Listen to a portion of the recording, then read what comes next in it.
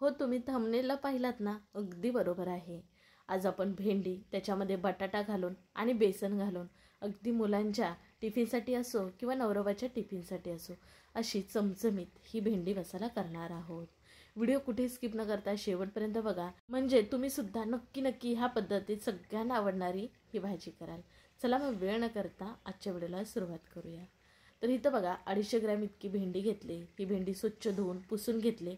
भेंडी आपली कोवळी आहे का नाही कशी ओळखायची बघा. असा तिचा शेंडा असतो का नाही तो मोडायचा. तो तटकन मोडला गेला की भेंडी आपली ताजी आणि कोवळी आहे असं समजायचं. आता काय करायचं आहे, भेंडीचे आपल्याला अशा प्रकारे तुकडे करायचे. साधारण 1-1 इंचावर इतके तुकडे केलेत आणि नंतर मधीतनं आपल्याला असे चीर मारून घ्यायचे आहे. तर बघा इथे व्हिडिओमध्ये दाखवल्याप्रमाणे आता बाकीची भेंडी आहे ना ती पण अशा प्रकारे चिरत आहे. तुम्हाला जर ह्याच्यापेक्षा बारीक भेंडी चिरायची असेल ना चिरलात तरीसुद्धा चालेल. आता इथं बघा सगळी भेंडी आपली चिरून झालेली आहे. तुम्हाला सांगितल्याप्रमाणे भेंडी ही अगोदरच धुवून सुक्या कपड्याने पुसून घेतले. भेंडीला जरासुद्धा पाणी ठेवायचं नाही, म्हणजे आपली भेंडी चिकट म्हणतात ना तशी होणार नाही. आता भेंडी तर चिरली, बाजूला ठेवूयात. आता आपण भेंडीमध्ये बटाटा घालणार आहोत का नाही त्याच्यासाठी इथं 2 मध्यम आकाराचे बटाटे घेतले. त्याच्यावरची सालं काढून घेतली आणि इथं व्हिडिओमध्ये दाखवल्याप्रमाणे असं उभ्या आकारामध्ये बटाटा कापून घ्यायचा आहे. तुम्हाला हवं तर मधीतनं अशा प्रकारे बटाटा कापून घेऊ शकता. आता इथे बघा जरा बटाटा हा मी मोठ्याच आकारामध्ये ठेवलाय. तुम्ही बारीक बारीक तुकडे करून घेतलात तरी सुद्धा चालेल. आता बटाटा इथं आपला चिरून झालेला आहे. इथं मी 2च बटाटे वापरलेले आहे. हा चिरलेला बटाटा आपल्याला लगेच स्वच्छ पाण्यामध्ये घालायचा आहे, नाहीतर बटाटा लगेच लालसर असा होतो. त्याच्यामुळे आपल्याला पाण्यामध्ये असाच बटाटा ठेवायचा आहे. तोपर्यंत आपण एक छोटंसं वाटण करूया. इथं बघा एक मिक्सरचं भांडं घेतलंय. त्याच्यामध्ये 2 चमचे धणे, अर्धा चमच जिरे आपल्याला सुरुवातीला भरड असे वाटून घ्यायचे. बघा भरड असे वाटले. मग ह्याच्यामध्ये आपण काही वाटणाचे जिन्नस घालणार आहोत. ते म्हणजे 5 ते 6 लसणाच्या पाकळ्या, अर्धा इंच आलं, 4 ते 5 हिरव्या मिरच्या. तिखट तुमच्या आवडीनुसार कमी जास्त करू शकता. पाणी न घालता मिक्सरला वाटून घेणार आहोत. आता बघा पाणी न घालता छानसर बारीक सर आपलं असं वाटण इथं तयार झालेलं आहे. आता गॅस चालू करूया आणि एक पॅन ठेवूया.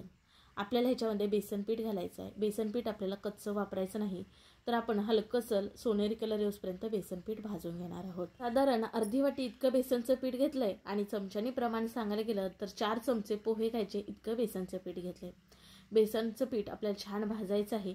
बघा कलर चेंज होईपर्यंत बेसनचं पीठ इथं भाजलंय. हा पॅन बाजूला ठेवूयात आणि त्याच गॅसवरती आता आपल्याला कढई ठेवायची आहे. आता याच्यामध्ये आपल्याला तेल घालायचं आहे. तर साधारण 3 पळी इतकं तेल वापरलेलं आहे, म्हणजे पुढे भाजीला सुद्धा आपल्याला हेच तेल वापरायचं आहे. आपण ज्या चिरून ठेवलेली भेंडी होती का नाही ती सगळी भेंडी आपल्याला घालायची आहे. भेंडीवरती हळद आणि थोडंसं मीठ घालणार आहोत. आता ही भेंडी ह्या तेलामध्ये आपल्याला छान अशी फ्राय करून घ्यायची आहे. म्हणजे अशी भेंडी फ्राय केल्यामुळे ना नंतर भाजीमध्ये शिजायला वेळ लागत नाही आणि अशी फ्राय केल्यामुळे भेंडी चवीला सुद्धा खूप मस्त टेस्टी लागते. भेंडीला हलके हलकेसे डाग पडूसपर्यंत आपल्याला भेंडी छान भाजून घ्यायची आहे. तर इथं बघू शकता भेंडीला तुम्हाला दिसत असतील हलके हलके डाग पडलेले आहेत.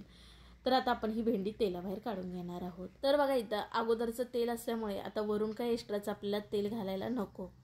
आता त्याच तेलामध्ये आपल्याला 1/2 चमच मोहरी घालायची. मोहरी छान फुलली की आपण केलेलं वाटण घालून घेणार आहोत.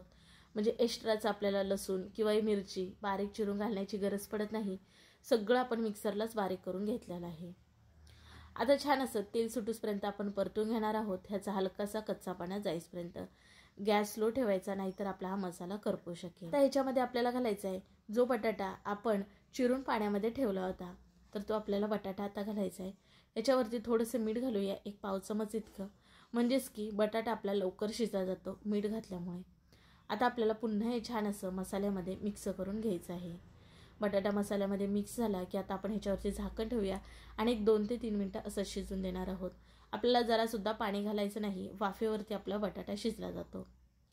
एक 2 ते 3 मिनटानंतर बघू शकता बटाटा छान असा लालसर कलर झाला आहे आणि शिजला आहे का तर चेक करूया. तर बटाटा आपला शिजलेला आहे. तर आपल्याला ह्या भाजीसाठी बटाटा असा शिजलेला हवा.